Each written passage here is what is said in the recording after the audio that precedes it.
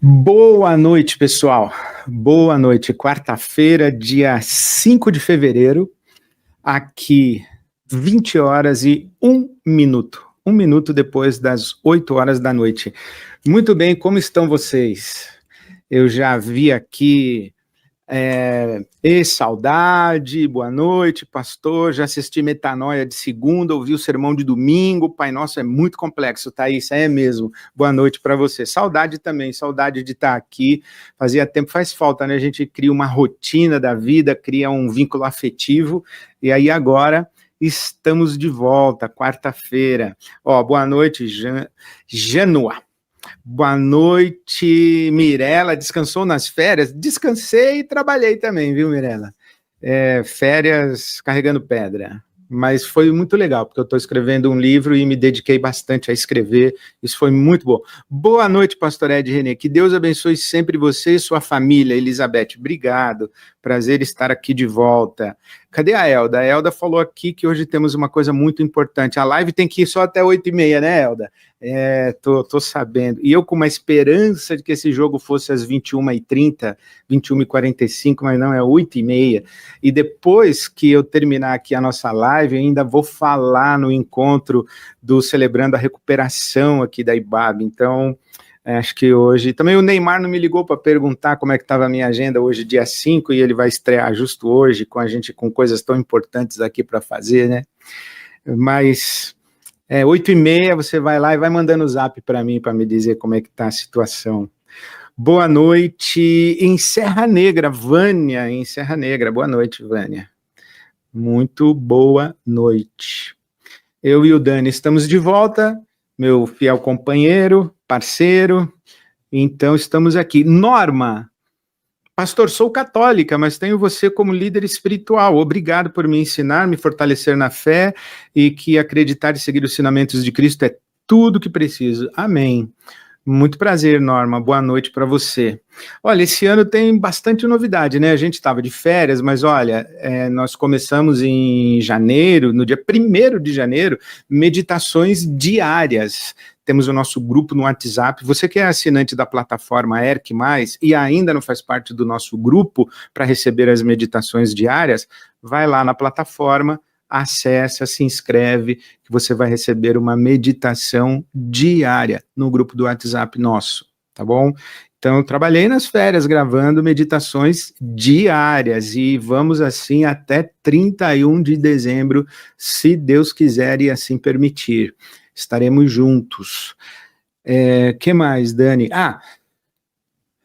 Se Deus existe porque sofremos, é o curso que está também na plataforma de assinantes, e o próximo episódio entra no ar agora sexta-feira, que é o último episódio, o 6º episódio, já está tudo lá disponível para você, espero que tenha sido útil e tenha ajudado você a refletir sobre essa questão que é muito importante, né? Se Deus existe, por que sofremos? É o chamado conceito de teodiceia, tanto na filosofia quanto na teologia, tem um curso lá para você. Aliás, se você não é assinante ainda da nossa plataforma, ERC+, você pode assinar. Hoje abriu mais uma janela para novos assinantes. Vai ser um prazer receber você e ter você com a gente. Já estamos de volta com a nossa live de segunda-feira, meio-dia, Metanoia. Outra novidade, temos o retorno do Conversas Pastorais para 2025. O tema desse ano vai ser Igreja Povo de Deus.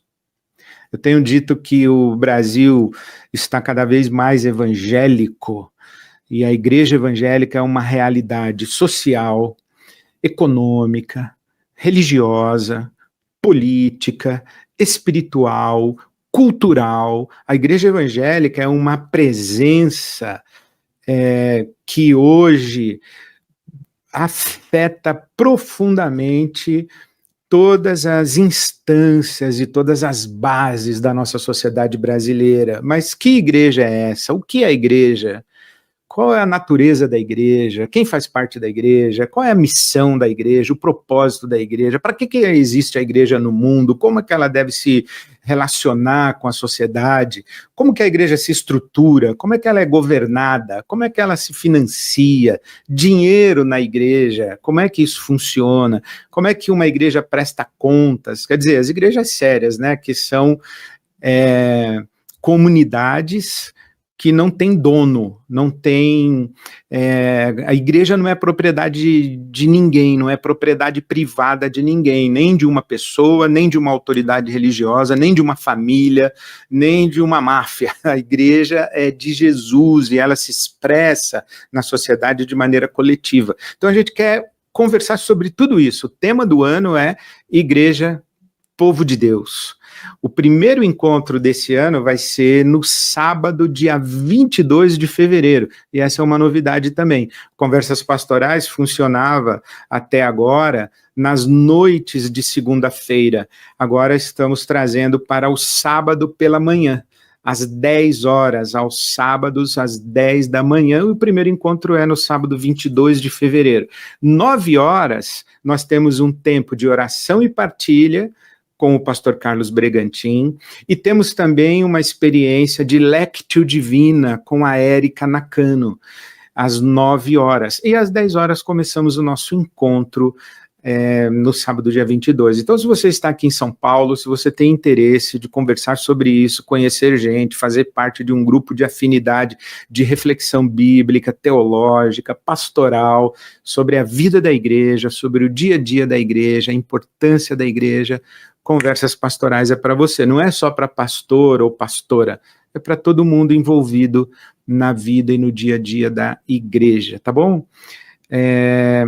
Que mais que eu tenho, hein? Preparei tanta coisa. Bom, eu preparei uma meditação para você hoje à noite, mas eu gostaria de ouvir um pouco você, como foi esse tempo de férias, e uma das razões que eu abri esse espaço, que a gente chama, né, de ERC ao vivo, é poder reagir ao dia a dia do mundo, do Brasil, o dia a dia da igreja evangélica no Brasil, aos fenômenos da nossa sociedade que nos afetam como cristãos, fazer leituras de aporte bíblico, teológico, pastoral para o que está à nossa volta, para as notícias, para os fatos, os fenômenos. Então, sobre isso. Então, a pauta do ERC ao vivo é muito aberta, e é uma pauta que, inclusive, quer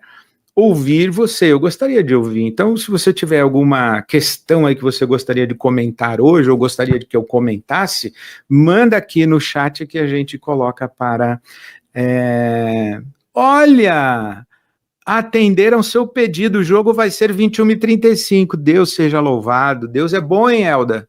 Viu como Deus é bom? Acho que o Neymar estava acompanhando a nossa live, e aí ele falou para lá, olha, vamos fazer o jogo 9h30, beleza, que bom, boa notícia, obrigado, viu, Elda? Pelo menos o segundo tempo eu espero poder acompanhar. Gente, então, sobre o que vocês querem falar hoje?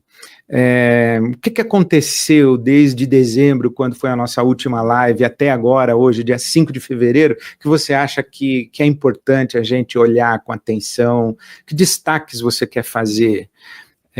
Manda aí, que eu posso comentar. Eu tenho várias coisas que eu queria comentar, mas o mundo está tão complexo e, às vezes, dependendo do lugar para onde a gente olha e os olhos com os quais a gente olha, o mundo tá feio, né? E aí eu fico falando, puxa, mas tem tanta coisa, e o que eu vou falar? Mas as coisas que mais chamam a nossa atenção, pelo menos a minha atenção, são coisas que eu falo, puxa, mas eu não gostaria de ter que falar sobre isso, mas às vezes é preciso, né?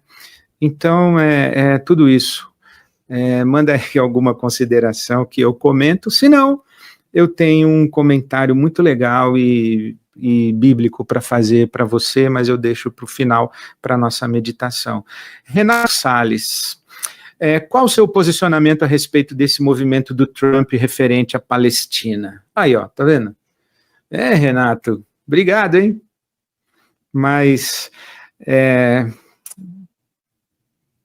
é sério demais isso tudo, né? Porque a questão não é só o movimento do Trump referente à Palestina, é o Trump se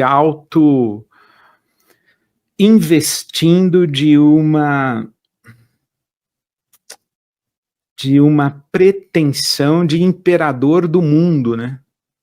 Ele acha que ele pode definir sobre o Canal do Panamá, sobre o Canadá, sobre a Groenlândia, sobre o Golfo do México, sobre Gaza, né? Muito interessante que o Donald Trump, ele é tão imperador do mundo, e a gente já viu isso, né? Figuras que pretenderam vestir esse manto imperial. Eu sou o imperador do mundo, eu sou o imperador do maior império do mundo, e eu vou dominar o mundo, vou controlar o mundo, vou fazer o mundo girar ao meu redor. Quer dizer, isso é nefasto, isso é desprezível, perigosíssimo, porque a história tá cheia de exemplos de pessoas com essa índole. Mas ele é tão assim imperador do mundo que ele se acha, que ao lado do primeiro-ministro israelense, o Netanyahu, ele fez um posicionamento sobre Gaza, e o Netanyahu disse, há controvérsias, quer dizer, ele nem conversou com o primeiro-ministro, ele está na Casa Branca, ele está na sede do mundo, né? Ele está no palácio do Império do Mundo. Quer dizer, se não fosse trágico, seria cômico, né? Quem puder revisitar a obra monumental, magistral, genial do Charles Chaplin, o grande imperador, vai entender o que eu estou falando e vai entender o que significa isso, né? Não somente esse movimento do Trump em relação à Palestina, mas em relação aos imigrantes que estão nos Estados Unidos, né, a força de trabalho dos imigrantes que estão nos Estados Unidos, né, porque quem ouve os discursos, né, por exemplo, a Elaine, boa noite, Elaine, Pastor Ed, não tem como fugir da questão dos brasileiros deportados. É verdade, porque quem ouve determinados discursos de xenofobia e de nacionalismo supremacista, parece que o imigrante que chega numa terra, ele só chega para sugar, para usar, para se beneficiar, para expropriar. Isso os colonizadores fizeram. Os colonizadores chegaram nas terras, como os espanhóis, os portugueses, chegaram na América Latina, chegaram no Brasil, e eles chegaram para expropriar a terra, esmagar a cultura, matar, assassinar e praticar o genocídio contra os habitantes, né? Por exemplo, é interessante a gente falar do descobrimento do Brasil. Como assim descobrir o Brasil? Tinha um monte de gente aqui, meu. Quem descobriu o Brasil? É como se a Europa descobriu o resto do mundo e aí o resto do mundo passou a existir. Quer dizer, é uma leitura da história que está absolutamente ultrapassada, ela não encontra mais lugar. E então, confundir o imigrante, tanto na Europa quanto nos Estados Unidos, como um abusador da riqueza de uma sociedade, é uma leitura muito equivocada, muito parcial e muito distorcida. Veja mesmo o Brasil, os imigrantes que vieram para cá. O Brasil é uma terra feita por imigrantes. As colônias de todas as etnias que compõem o mosaico e o tecido do nosso país, e os imigrantes que foram tão beneficiados com terras, com propriedades, quando chegaram no Brasil, mas eles trouxeram tecnologia agrícola, eles trouxeram força de trabalho, enfim, é uma relação, claro, foram beneficiados, e a gente sofre isso até hoje, a estratificação da nossa sociedade brasileira, de como os imigrantes europeus foram tratados e como os escravizados africanos foram tratados, a desigualdade, o abismo econômico, social do nosso Brasil, né, a desigualdade econômica, remonta àquele período ali, mas o imigrante que está nos Estados Unidos e está sendo deportado como coisa, né? O Marcos Roberto dizendo, deixa eu ler aqui que eu estou falando muito, né? Pastor, você me mencionou agora há pouco sobre o papel da igreja, a realidade da igreja brasileira, e como ficam estes pastores e igrejas apoiando Donald Trump? É boa pergunta, a gente tem que perguntar para eles, né? Se eles concordam com tudo isso aí, porque eu acho que tudo isso aí, como eu estava falando, é fruto de uma leitura histórica anacrônica e ultrapassada, evidentemente, né? Então, pense nos Estados Unidos, na América do Norte, sem a força de trabalho do imigrante, né? E veja que interessante, né? Os gênios de todos os povos que a América seduz com sua riqueza, com suas instituições de ciências, com as suas universidades, isso eles não reclamam, né? Os gênios que saem dos seus países de origem e que vão estudar, trabalhar e desenvolver ciência, tecnologia, ideologia, filosofia, leitura de mundo, tudo na América, né? Então, agora, os pobres das nações que fogem da miséria, da pobreza e das guerras e das dificuldades de seus países, e vão para a América do Norte, quer dizer, é tudo muito estranho demais, não tem como a gente aprovar um negócio desse. Agora, é claro que não é simples, né? Pensa o seguinte, que um alemão da Alemanha Ocidental trabalhou, pagou seus impostos e construiu com esse esforço coletivo de uma estrutura política e econômica da Alemanha Ocidental, construiu uma sociedade, escola, hospital, praça, universidades, centros de cultura, e de repente cai o Muro de Berlim. E aí a Alemanha é unificada, e a parte da chamada Alemanha Oriental agora se mescla com uma realidade econômica, política e social completamente diferente. Eram duas Alemanhas com regimes diferentes e completamente diferentes. E agora, como é isso? Pensa num europeu que diz, bom, esse hospital aqui foi construído e agora, quando eu chego, está cheio de imigrante na sala de espera para uma consulta. Não é simples, é claro que não é simples, mas a xenofobia, o nacionalismo supremacista de isso aqui é nosso, isso aqui é meu, aliás, esse negócio aí, o Brasil é dos brasileiros, fora de contexto é péssimo, né?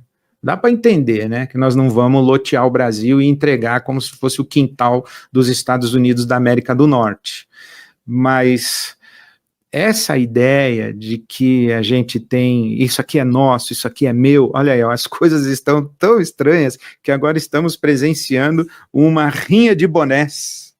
É verdade, Thaís, é verdade.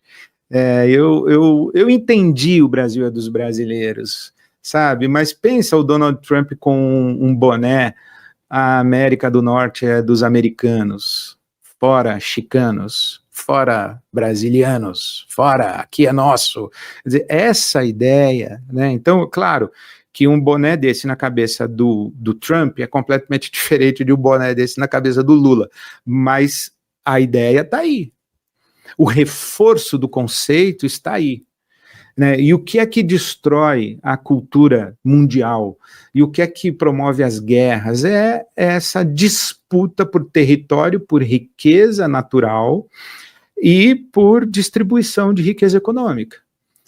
E quando a gente enxerga que existe um mundo que tende para uma cultura de universalização e de fraternidade mundial, e um mundo que tende para uma cultura de nacionalismo, patriotismo, de exclusivismo, e acaba cultivando diferentes expressões de xenofobia, a gente está diante de duas possibilidades de civilização.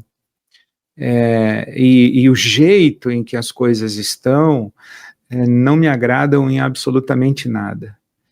Né? E os poderosos políticos e econômicos, que se valem da força também do poderio militar e bélico, eles sabem manipular muito engenhosamente, malignamente, os nossos medos atávicos, os nossos medos, as nossas, os nossos chamados instintos mais primitivos, né? A nossa tendência a proteger os nossos, a nossa prole, a nossa tribo, né, o nosso território. Isso aí é atávico no ser humano. E a manipulação disso, né, gera guerras, gera conflitos. Então não se vê lideranças mundiais com discursos de paz, com discursos de reconciliação, com discursos de tentativas de tratar com humanidade aqueles que são os mais vulneráveis das nossas sociedades bélicas, né, e competitivas. Então, por isso que eu disse, o mundo está bastante difícil, está bastante feio. Valdirene da Cruz, boa noite, Valdirene. Trump está abrindo caminho para o anticristo? Olha, eu já disse que a minha leitura escatológica e do Apocalipse, como na verdade boa parte da minha leitura da Bíblia Sagrada, é que a Bíblia é um livro de arquétipos, é um livro arquetípico. Então, bode expiatório, cordeiro, anticristo, besta, tudo isso não é uma figura só.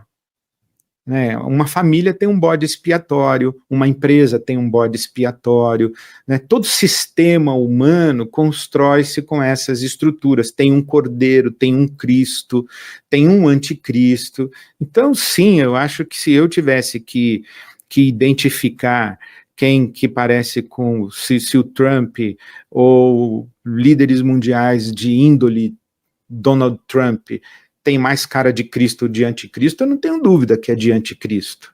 E eu não entendo como é que os nossos pastores conseguem, não entendo, mas eu me consolo no fato de que muitos deles também não me entendem, então tá tudo igual. Mas que eu não entendo, não entendo. Pastor Ed, acertadamente, o senhor aborda o Trump, mas o Netanyahu é um tirano contumaz, o Josafá está dizendo. Ele é um sionista, está a serviço da causa sionista, e ele, politicamente, o Netanyahu, esse negócio do Hamas aí foi a salvação dele, pelo menos por um tempo, mas daqui a pouco ele vai sofrer muito por essa tragédia em Israel e com os palestinos, debaixo do governo dele, o Benjamin Netanyahu, o famoso Bibi. Ele vai sofrer muito, a história vai julgá-lo, o Estado de Israel vai julgá-lo, o próprio movimento sionista vai julgá-lo. Sim, também acho. Quando Musk, Zuckerberg e Trump roubam o Estado do seu povo para seus interesses de lucro, não se diferenciam da religião que quer roubar o Estado com um falso discurso moralista para, na verdade, também lucrar. Rodrigo do céu, que salada, hein? Tá certo, olha, mas imagina você comparar os pastores evangélicos do Brasil, a bancada evangélica do Brasil, com os que tomam de assalto o Estado em busca de interesses próprios, em defesa de interesses próprios e em busca de lucro, é complicado, né? Mas o tempo em que a gente vive, e isso é que eu peço a Deus que levante, né? Porque é Deus quem levanta. biografias inspiradoras e inspirativas, figuras admiráveis. Por exemplo, nós perdemos um muito recentemente, Jimmy Carter. Jimmy Carter foi uma biografia admirável, um presidente que não foi reeleito, né? E veja isso, né? Da história recente dos Estados Unidos, foi o único presidente que não foi reeleito, né? Aí o Trump também não foi, mas agora voltou. Então, Jimmy Carter era uma figura humanitária, um cristão piedoso, autêntico, comprometido mesmo com sua fé, com a dignidade. Mas quantos líderes no mundo, né, nós temos da estatura desses homens? Desmond Tutu, né, as pessoas criticam bastante Mandela, mas Mandela poderia ter presidido um massacre dos negros contra os brancos na África do Sul, mas não permitiu que isso acontecesse, tanto que foi Prêmio Nobel da Paz junto com Desmond Tutu. Essas biografias, né, que a gente sente falta, né? Olha o Mujica, que figura impressionante que é esse homem, né? Que homem inspirador. Nós temos falta desses homens, dessas mulheres inspiradoras, né? Triste, muito triste. Por tudo isso, diz a Edjane, boa noite, Edjane. Por tudo isso, igreja, religião e tudo mais, não se pode dizer não gosto de política. Verdade. E a gente até pode, viu, Edjane, dizer que não gosta de política, mas a gente tem que falar sobre política, a gente tem que conversar sobre política, porque tudo é político, né? Inclusive não falar sobre política é um ato político, da pior política, mas é político, não falar. Dizer, eu não me meto em política, você já está se metendo. Quer dizer, a sua escolha de não participação, de não discussão, de não interferência, é manter o status quo, fortalecer as coisas como elas são. Mas é isso aí. Silvia Helena, boa noite, pastor. A mensagem de domingo tocou profundamente meu coração. Fiquei pensando na palavra nosso. O que é nosso? Aguardando o próximo domingo. Que bom, Silvia. Boa noite para você também. O reino de Deus é o reino do nós, né? O reino de Deus não tem eu, não tem ego. É o reino do nós. O pão é nosso, o Pai é nosso, o perdão é nosso, o livramento do mal é nosso, a vitória é nossa. Nós somos mais que vencedores, não é eu sou mais que vencedor, é nós somos mais que vencedores. Quer dizer, o reino de Deus é o reino do nós. E é por isso que o reino de Deus é contra a cultura. Hoje, por exemplo, no meu Instagram, nós subimos um Reel, é assim que fala, Dani? Subimos um Reel, onde eu estava comentando o pão nosso.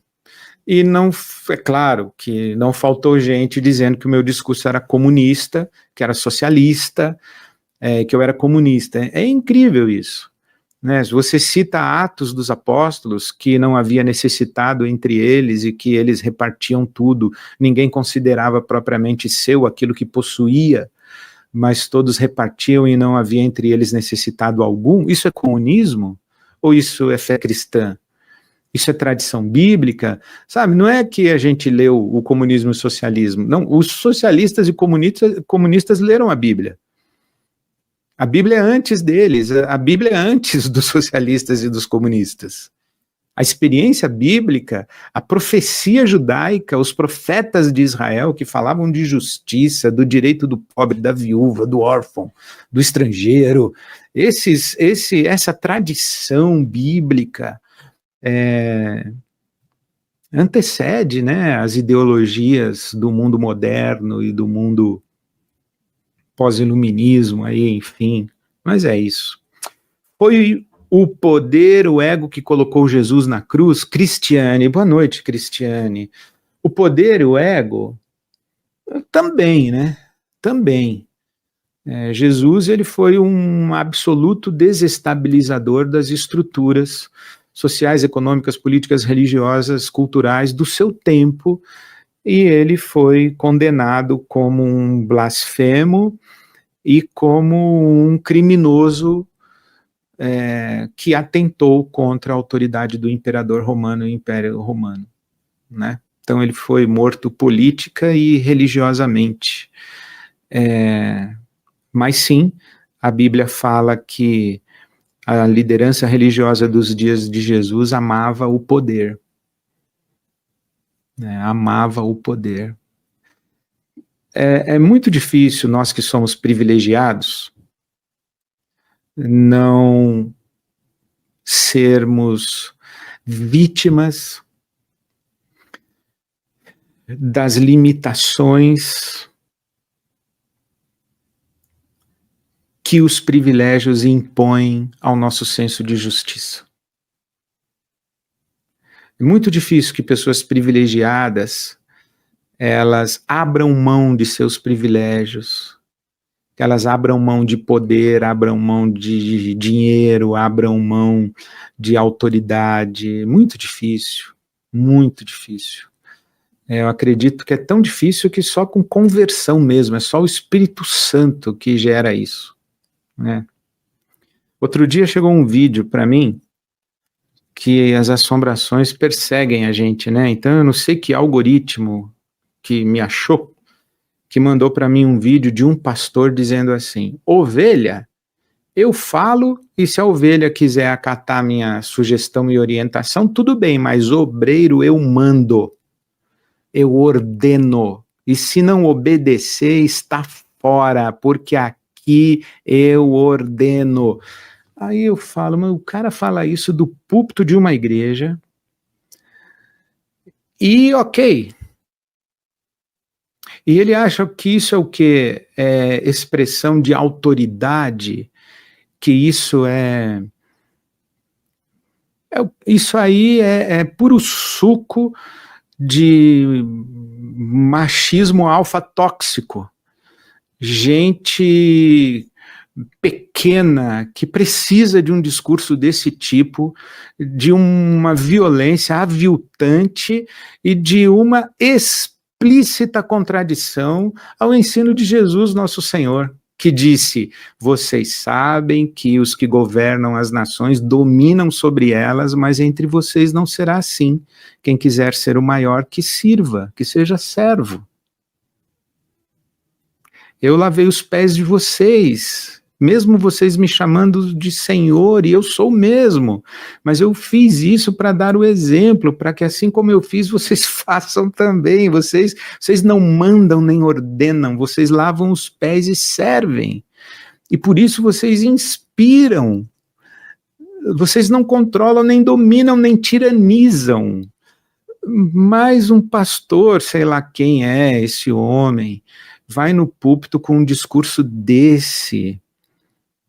É uma igreja evangélica. Não entendo. Não entendo. Vinícius, boa noite, Vinícius. Boa noite, Ed. Fiquei surpreso com a chegada do Kenner, mas acredito que será uma soma incrível. Não conseguirei estar, mas Gideon no Conversa, sei que será top. Sim, Gideon Alencar estará no dia 22 conversando comigo sobre Igreja Povo de Deus. Sábado, dia 22, no Conversas Pastorais, às 10 da manhã, na IBAB. E a chegada do Kenner, sim, sensacional. O Kenner chega para assumir a função de presidir a nossa equipe ministerial, o dia a dia da vida da IBAB. Eu continuo como presidente do presbitério da IBAB, e eu e o Kenner juntos vamos trabalhar na orientação pastoral da IBAB, vamos repartir o púlpito da IBAB a partir do próximo domingo. Inclusive o Kenner estará fixo às 9 horas e eu fixo às 11 horas, seguimos a nossa vida trabalhando juntos. Eu estou muito feliz com a chegada do Kenner, é um amigo, um irmão e agora um companheiro de ministério que alegra muito meu coração. Tenho certeza certeza que ele vai ser muito usado por Deus com a sua família para abençoar a IBAB, abençoar São Paulo, abençoar o que acontece em volta da IBAB. Eu estou muito feliz também e oro a Deus que ele seja também muito, muito, muito abençoado, ele e a sua família. Daniel, boa noite, Daniel. Sobre o Kenner na IBAB, fiquei feliz, mas confesso um frio na barriga com aquela história de sucessor, pastor principal, não vai nos deixar, não. Aliás, saiu uma nota na Folha de São Paulo em que o meu amigo Juliano Speyer foi muito infeliz na redação que ele fez. Eu, no domingo passado, quando apresentei o Kenner, eu não apresentei o meu sucessor. Também jamais eu teria dito que a IBAB está sob nova direção. Na verdade, o que eu disse no púlpito foi: o Kenner chega para trabalharmos juntos, é isso que está acontecendo. Então, não vou deixar, não é esse o plano, não está nada definido assim, muito pelo contrário. O nosso desejo é trabalharmos juntos enquanto Deus assim permitir. Elaine, boa noite, Elaine. Ed, só espero que tão cedo não pense em aposentadoria. Não, estou novo. Estou bem novo, inclusive hoje à tarde tive consulta médica, meu médico falou que eu estou legal, que a minha saúde está boa, estou feliz demais, tenho muita vida pela frente, não aposentar jamais, só morrendo, só no céu, né? Obrigado, Elaine. Seu horário de pregação na IBAB mudou para as 9? Não, Felipe, é que domingo com a apresentação do Kenner às 11, nós tomamos essa decisão de que seria muito significativo, simbólico, que ele mesmo pregasse na celebração das 11, então eu preguei às 9, mas a partir de domingo que vem, o Kenner prega às 9 e eu prego às 11, tá bom? Muito bem, minha gente. 20 horas e 37 minutos. Mateus, boa noite, Mateus. Fala um pouco dos livros que estão atrás do Senhor, qual o seu gênero predileto, quais são suas referências para além dos teólogos? Olha, que beleza. De fato, hoje eu estou fazendo a live aqui da IBAB, esse aqui é o meu gabinete pastoral, essa aqui é a minha sala, aqui estão os livros que eu uso. Olha, quais são minhas referências para além dos teólogos? Isso é muito interessante. Eu gosto de ler filosofia, mas eu confesso que eu leio muitos teólogos mesmo, muitos filósofos, leio os rabinos, leio os textos, os romances que estão disponíveis, né? Eu acabei de ler Conversando com os Mortos, O Caminho dos Mortos, alguma coisa assim, que falha, ali nas férias. Mas a literatura, para mim, fica muito no campo da teologia e da filosofia mesmo. E essa aqui é a minha biblioteca. Aqui tem teologia latino-americana, aqui tem teologia bíblica, aqui tem filosofia, prateleira de lá, tudo filosofia. Deixa eu ver aqui.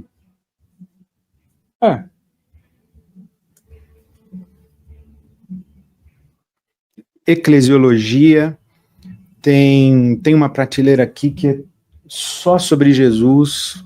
Enfim, a biblioteca de um pastor, né? De um pastor metido a teólogo.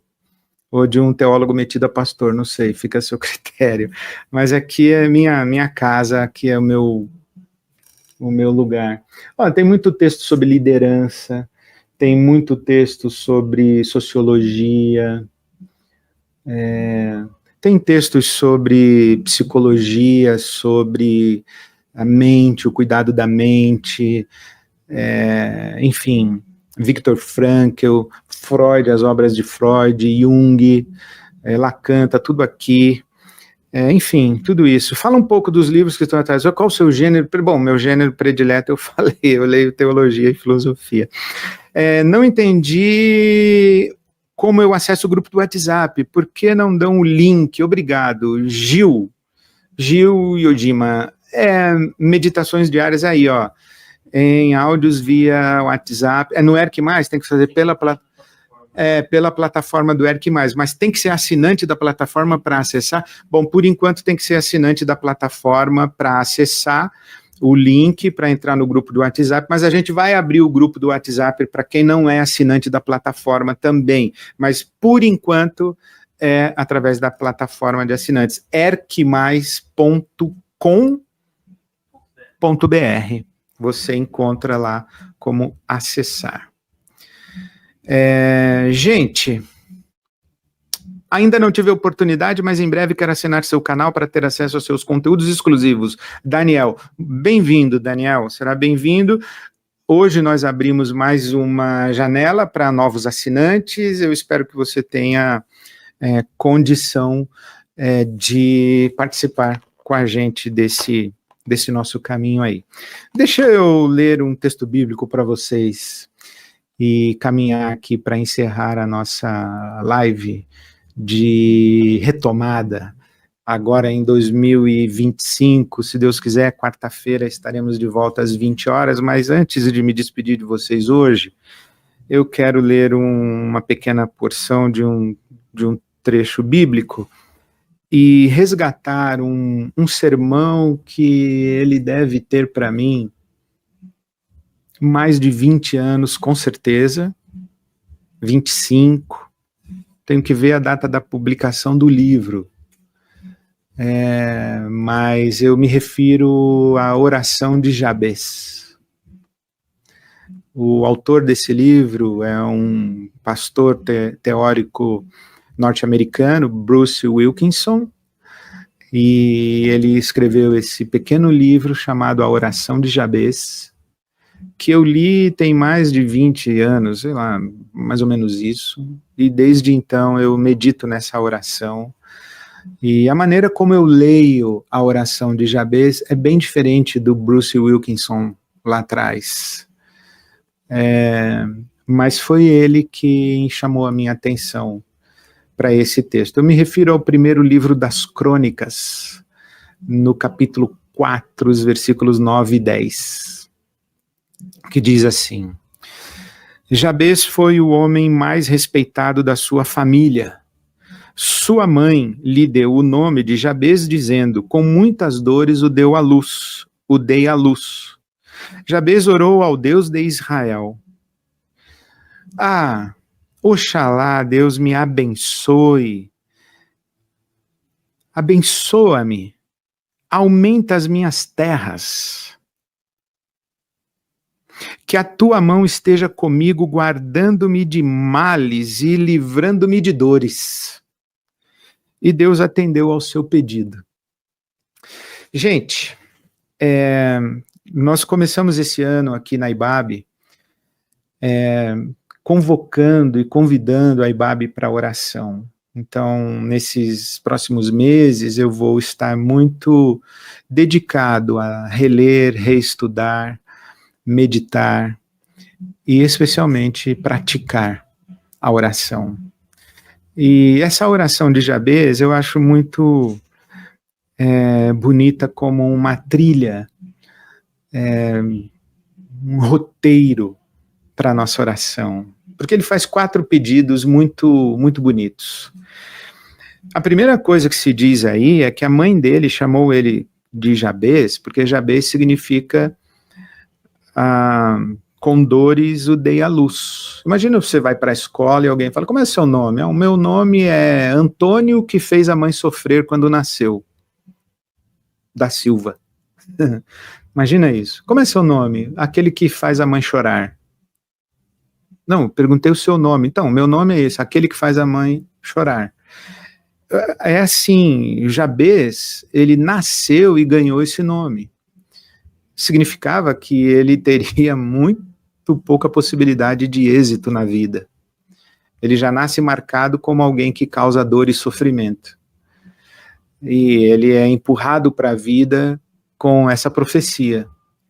Você é o tipo de gente que faz os outros sofrerem. O que mudou a vida de Jabez? A oração. Ele orou. Jabez orou ao Deus de Israel e pediu 4 coisas. A primeira é, me abençoe. O que significa isso? Em termos simples, acredito que essa oração me abençoa significa, quando o Senhor quiser usar alguém, me escolhe. Pensa o seguinte, o que é ser abençoado por Deus? É ser usado por Deus para que Deus cumpra os seus propósitos. Isso é ser abençoado. Então pense, entre Ismael e Isaac, Deus abençoou Isaac. Entre Jacó e Esaú, Deus abençoou Jacó. Entre José e seus irmãos, Deus abençoou José.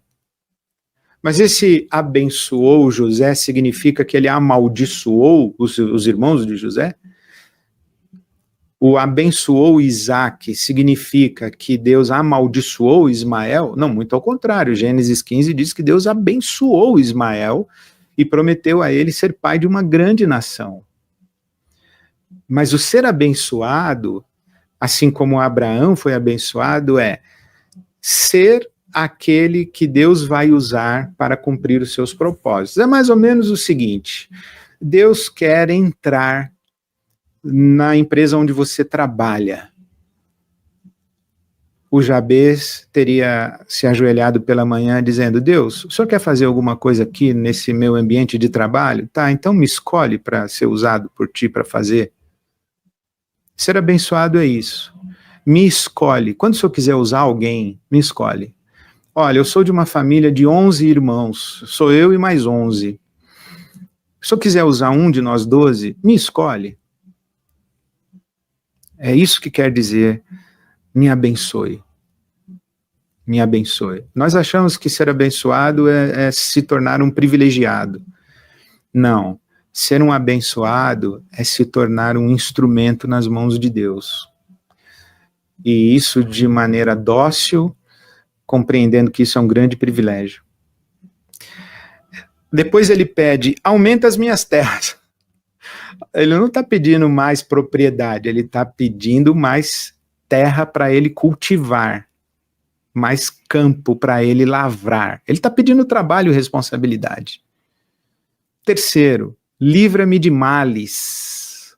Livra-me da maldade, do maligno, livra-me do mal. E sabe, é diferente de dores. Há muita gente que sofre, mas não se torna maligno nem malvado, ressentido, amargurado. O que Jabes está pedindo a Deus é: não me deixe cair na tentação da maldade. Eu digo sempre que o maior mal que o mal pode nos fazer é nos tornar malvados. Quem nos odeia pode fazer o mal contra nós. E qual é o maior mal? Colocar ódio no nosso coração. O Jabez está dizendo: não permita que eu seja abalado pelo mal, pelo maligno e pela maldade. Jesus orou assim: livra-nos do mal. É disso que nós estamos falando. E livra-me de dores, desembaraça a minha vida. Poupa-me do sofrimento. E por que me poupar do sofrimento?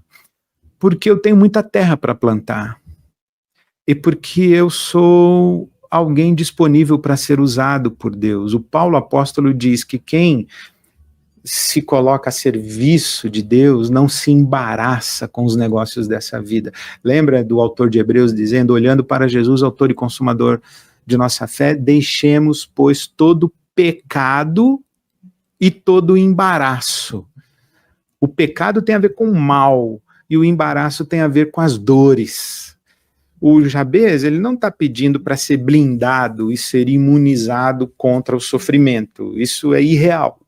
É irreal. Mas ele está pedindo para que ele tenha discernimento e saiba conduzir a sua vida de tal maneira que, sendo usado por Deus e tendo responsabilidades no reino de Deus, ele não se torne um malvado, não perverta a bênção de Deus que está sobre ele em benefício próprio, e que ele não se meta em confusão e não fique semeando o vento para colher tempestade. Que Deus tenha misericórdia dele assim. Eu acho muito linda essa oração. Deus, se o senhor quiser usar alguém, me usa. Se o senhor tiver trabalho para ser feito, me deixa fazer. E não permita que o meu coração se torne mau. E nem permita que eu faça besteira na vida. Me ajuda a não arrumar confusão e não me embaraçar, para que eu possa viver de maneira livre de embaraços, de maldades, para cumprir o teu propósito na minha vida. É uma oração bonita, né? Uma oração bonita. E diz a Bíblia Sagrada que Deus atendeu ao pedido de Jabez. E eu oro assim por mim, oro assim por você também. Faça essa oração de Jabez, como esse espírito que eu acabei de sugerir para você, e que você tenha uma vida muito abençoada assim como foi abençoado Jabez. Primeiro livro das Crônicas, capítulo 4, os versículos 9 e 10. Que Deus te abençoe, a você, a sua casa, uma boa noite, uma boa semana, e até quarta-feira, se Deus quiser. Um beijo no seu coração. Feliz de estar de volta.